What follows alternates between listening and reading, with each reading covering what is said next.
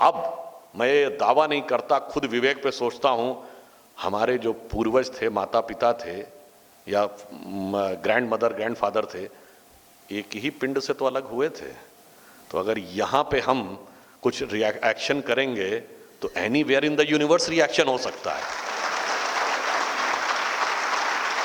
आप मजाक उड़ाते थे इस बात का, जो लेटेस्ट फिजिक्स का नोबेल प्राइज है वो इनडायरेक्टली कहीं ना कहीं संकेत दे रहा है, वो हर चीज जो हमारे यहां वैदिक सनातन धर्म में कही गई है, ज्यों ज्यों आप आगे बढ़ रहे हैं त्यों त्यों आप किस चीज की तरफ जा रहे हैं, जो शंकराचार्य जी ने कहा था वेदो निखलो धर्मो मूला।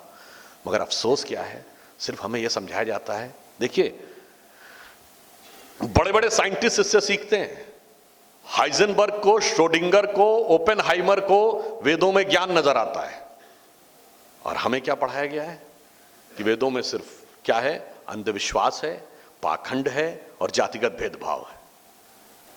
ऐसी थ्योरी पढ़ा दी गई है कि नॉलेज तो सब ले गए वो, और हमको समझा दिया तुम्हारे अंदर सिर्फ ये है, और जिसकी वजह से हम खुद और हमारी आगे की पीढ़ी खुद उसमें कैरीड अवे होती चली गई। इसे तो वो कहते हैं कि हमारे पास हीरों से भरी हुई थैली थी और हम उसे पत्थर समझ के फेंकते चले जा रहे हैं, हमें पता ही नहीं लग रहा है कि हीरे की थैली हमारे पास पड़ी हुई है, क्योंकि उन लोगों ने दिमागों में ऐसा भर दिया। वो एक अलग विषय है कि कभी अगर आप उस पर जाएं तो जिन चीजों का कहीं कोई उल्लेख नहीं है वो भी हमारे दिमाग में भर दी गई। मैं एक छोटा सा एग्जाम्पल देना चाहता हूं।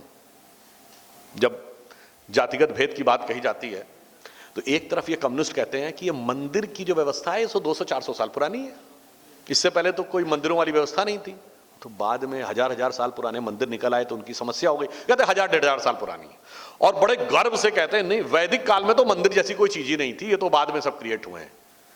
मगर वही लोग कहते हैं कि जिनको आप सो कॉल्ड लोअर कास्ट कहते हैं, उसका मंदिरों में प्रवेश वैदिक काल से निषिद्ध था।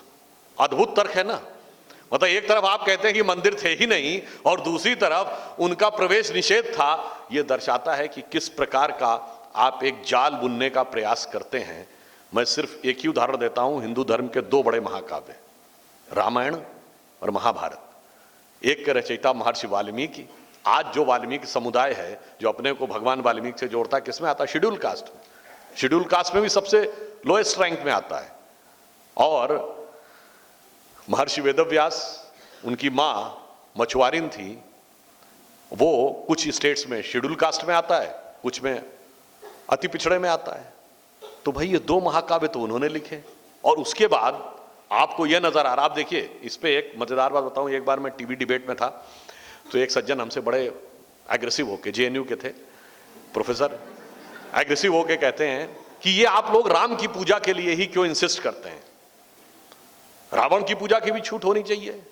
राम की पूजा तो एक अपर कास्ट हिंदू माइंडसेट है, तो ये एक प्रकार का ब्राह्मणिकल नैरेटिव है, और रावण की पूजा दलित नैरेटिव है।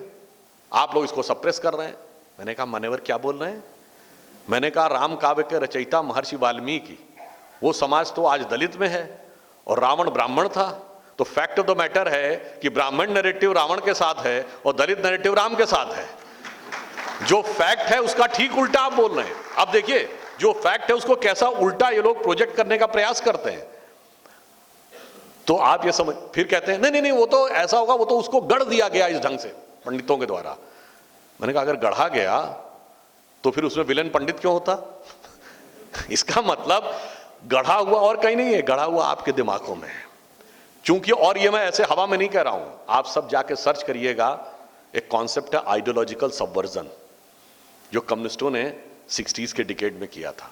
मैकॉले ने क्या किया था, उसके बाद कम्युनिस्टों ने क्या किया, उस सब चीजों के लिए बाकायदा उन्होंने स्ट्रक्चरली हमारे दिमाग में बैठाला, और वो सबवर्जन आज तक चल रहा है। और उसका सबसे बड़ा टारगेट जानते क्या है? परिवार। परिवार तोड़ना है। क्यों? अरे भाई कंज्यूमरिज्म को भी परिवार तोड़ना है, क्योंकि जितने लोग अलग होंगे उतने मकान, उतनी गाड़ियां, उतने प्रोडक्ट की जरूरत होगी। जिनको धर्मांतरण करना है उनको भी परिवार तोड़ना है, क्योंकि सबसे पहला रेजिस्टेंस कहां से आता है? परिवार से। जिनको आपको नास्तिक बनाना है या सो कॉल्ड लिबरल बनाना है, जिसके विषय में और बताया, अनेक प्रकार के दूसरे आपके अंदर प्रवृत्तियां उत्पन्न करनी है, वो भी उनको भी परिवार तोड़ना है, क्योंकि परिवार से ही सब कुछ रेजिस्टेंस आता है। और ये किस प्रकार का स्ट्रक्चर्ड षड्यंत्र है, इसका मैं एक उदाहरण भी देना चाहता हूं। मैं इसमें कैविएट लगा के बोल रहा हूं, मैं किसी के प्रति डिसरिस्पेक्ट नहीं कर रहा हूं कि उनको प्राइज मिला, इसका मतलब उनकी कोई कैपेसिटी कम थी। पर आप सोचिए, भारत में 94 से 2003 के बीच में आधा दर्जन से अधिक लड़कियों को मिस वर्ल्ड और मिस यूनिवर्स मिला और उसके बाद बंद हो गया। अभी सिर्फ हरनाज कौर संधू को मिला है, उससे पहले रीता फारिया को 1964 में मिला था। यानी खूबसूरत लड़कियां भारत में केवल 1994 से 2003 के बीच में थी, ना उससे पहले ना उसके बाद। यह बात ऐसे संयोग नहीं थी। 91 में जब हमारी नई इकोनॉमिक पॉलिसी आई, आप सोचिए ना, ये परिवार के ऊपर अटैक कहां से और किस तरीके से होता है, सबको समझने की जरूरत है। 91 में नई इकोनॉमिक पॉलिसी आई तो यह आया, पैसा कहां से आएगा? हमारे पास फिजिकल इंफ्रास्ट्रक्चर नहीं था, रेल, रोड, एयरपोर्ट कुछ भी नहीं था, तो कोई क्यों हमारे यहां आएगा? फाइनेंशियल इंफ्रास्ट्रक्चर नहीं था, फाइनेंशियल इंस्टीट्यूशन नहीं थे, हमारे बैंक्स के ऊपर किसी को भरोसा नहीं था, हमारी गवर्नमेंट सस्टेन कर पाएगी इस पे भरोसा नहीं था इन चीजों को, तो पैसा कहां से आएगा? तो बाकायदा कोलंबिया यूनिवर्सिटी का एक रिसर्च पेपर है कि पैसे का इनिशियल सोर्स भारत में ही है। वो क्या है कि भारत में जो फैमिली है उसकी एवरेज सेविंग 20% के आसपास है। यानी मिडिल क्लास और अपर मिडिल क्लास 100 रुपए कमाता है तो उसमें से 20 रुपया बचाने की कोशिश करता है। अगर इसमें से हम 10% निकाल के मार्केट में ले आए तो that will become the initial capital. तो अब ये रिसर्च हुआ कि निकालना है तो कैसे निकालना है, तो उसमें फिर अगला रिसर्च ये किया गया कि फैमिली में सेविंग के लिए सबसे ज्यादा प्रोवोक कौन करता है? घर की लेडीज। कहा गया बस अब ये जो फ्यूचर की लेडीज यानी आज की लड़कियां हैं इनको टारगेट करो ताकि वो कंज्यूमरिज्म, मार्केट कैपिटलिज्म, ग्लोबलाइजेशन और उसकी तरफ वो आगे आए और उनके अंदर खर्च करने की प्रवृत्ति आए। तो बाकायदा स्ट्रक्चर्ड ढंग से यह प्रोसेस शुरू हुआ और जिस पेपर की मैं बात कर रहा हूं ये 2010 तक फाइनेंस मिनिस्ट्री की वेबसाइट पर भी अवेलेबल था। और उसके बाद जैसे ही वो प्रोसेस कंप्लीट हो गया उसके बाद चलो भाई अब वेनेजुएला देखना है, कोलंबिया देखना है, कहीं और देखना है। आप ये समझिए, आपको लगता है कि ये तो बड़ा अच्छा और अचीवमेंट है। इसी को मैं किसी को इसको पर्सनली कोई ना ले, मैं किसी कंट्री या इंस्टीट्यूशन के अगेंस्ट में नहीं बोल रहा हूं, पर इसीलिए हमारे ऐसे ही नहीं कहा गया है कि रावण भेष बदल के आता है। वो क्या करने के लिए आता है और आपसे क्या निकालना चाहता है आपको नहीं पता। वहां पे हमारे घर की महिलाओं को टारगेट करने के लिए ये सारी की सारी व्यवस्था की गई ताकि वो उनके प्रभाव में आए। अब आप कहेंगे चलो वो तो परिवार हुआ, देश पे इसका क्या प्रभाव पड़ने वाला है? आज आपको पता है कि भारत में आज से 50 साल पहले number of persons in one family was 5.2, आज हो गया है 4.5। अमेरिका में है इस समय 2.5। यानी भारत में इस समय एक परिवार में औसतन 4.5 की संख्या है, अमेरिका में 2.5 की संख्या है। और जिस ढंग से फैमिली को तोड़ो, सबको लड़ाओ, बच्चों को माँ बाप से लड़ाओ, भाई को बहन से लड़ाओ, पति को पत्नी से लड़ाओ, मेरी इंडिविजुअल आइडेंटिटी, मेरा इंडिविजुअल वो, और सब में लड़कर अलग हो, तभी तो ज्यादा से ज्यादा प्रोडक्ट्स खरीदे जाएंगे। मतलब ये कुछ वैसा है जैसे एक मुझे किस्सा एक सज्जन ने सुनाया था मजाक में कि जीडीपी, ग्रोथ एंड जॉब्स, इसका क्या अर्थ है? कहा एक पति पत्नी रहते थे, सिर्फ पति सर्विस करता था, दोनों बहुत प्रेम पूर्वक रह रहे थे, कुछ समय बाद दोनों में लड़ाई हो गई और दोनों ने तलाक ले लिया। अब पत्नी ने भी एक जॉब कर ली, उसके बाद अब दोनों को एहसास हुआ कि एक एक मेड सर्वेंट चाहिए, तो दोनों ने एक मेड सर्वेंट रख ली। 3 new jobs are created and GDP has also contributed to the GDP of the country. तो ये जीडीपी जॉब का जो कॉन्सेप्ट है यह भी सोचना पड़ेगा कि क्या यह सही है। अब आप सोचिए यदि भारत में वो 4.5 से संख्या 3.5 पे आ जाए तो जानते क्या होगा? करीब 6.25 से 6.5 करोड़ नए मकानों की जरूरत पड़ेगी। और अगर वो 2.5 पे आ जाए जो अमेरिका में है तो तकरीबन 13 से 14 करोड़ मकान चाहिए होंगे। यहां पर सिर्फ फाइनेंस का इशू नहीं है, क्या रिसोर्सेज हैं, नेचर के ऊपर क्या इंपैक्ट पड़ेगा, और उसके बाद मन में क्या भरा हुआ होगा। भाई हम विकसित राष्ट्र बनेंगे 2047 में, कैसे विकसित राष्ट्र बनेंगे? किसी ऐसे राष्ट्र की तरह, चाइना की तरह जो अगल बगल वाले को दबा रहा है, या अमेरिका भी तो विकसित राष्ट्र है, फिर कोई भी जाके बंदूक लेके चला देता है किसी भी स्कूल में जाके। और 10-20 बच्चों को ऐसे ही मार देता है। किस बात का भाई? सारा रुपया पैसा सब कुछ तो है, फिर किस बात का फ्रस्ट्रेशन है? सोने का हिरन नहीं होता। अगर राम कथा पढ़ी होती तो उन्हें समझ में आता कि केवल रुपए पैसे से वो सेटिस्फैक्शन नहीं आता है। इसलिए आप ये समझिए कि परिवार और संस्कार को बचा कर रखना सिर्फ आपके और हमारे व्यक्तिगत जीवन के लिए ही नहीं, इस राष्ट्र के जीवन के लिए ही नहीं, इस राष्ट्र की फाइनेंशियल स्टेबिलिटी और ग्रोथ के लिए भी जरूरी है।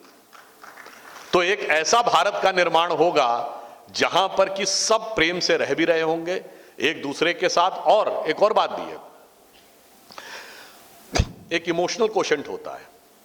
जब आप बुजुर्ग हो जाते हैं, जाके वेस्टर्न कंट्रीज में पूछिए, वो लोग जो अकेले हैं 55-60 साल की उम्र के हैं, अब माँ बाप नहीं है, भाई बहनों से कोई मतलब नहीं है, और अगर हस्बैंड या वाइफ से तलाक हो चुका है या बॉयफ्रेंड गर्लफ्रेंड से भी तलाक हो चुका है, क्या है जिंदगी में आप अकेले हैं? कोई भी आप, मतलब मैं इसमें किसी का नाम नहीं ले रहा, पर हमारे कई फ्रेंड्स ने बताया कि वो लोग जिन्होंने जिंदगी में बहुत कुछ अचीव कर लिया, वो आज अंदर से पूरी फ्रस्ट्रेटेड नजर आते हैं, क्योंकि उन्हें लगता है कि मेरी जिंदगी का अब आगे मकसद क्या है।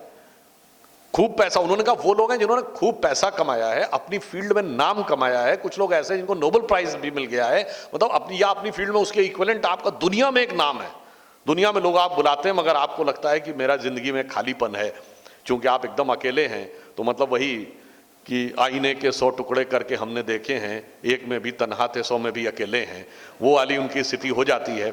इसलिए हम ये कहना चाहेंगे कि ये जो फैमिली का एस्पेक्ट है, ये सोसाइटी के लिए, पर्सन के लिए personal protection, then your society, then your country. और हम तो वो देश हैं जो वसुधैव कुटुंबकम कहता है। दुनिया में कोई सभ्यता ऐसी नहीं है जो कहती है दुनिया परिवार है। क्या कहते हैं? World is a global market, दुनिया बाजार है।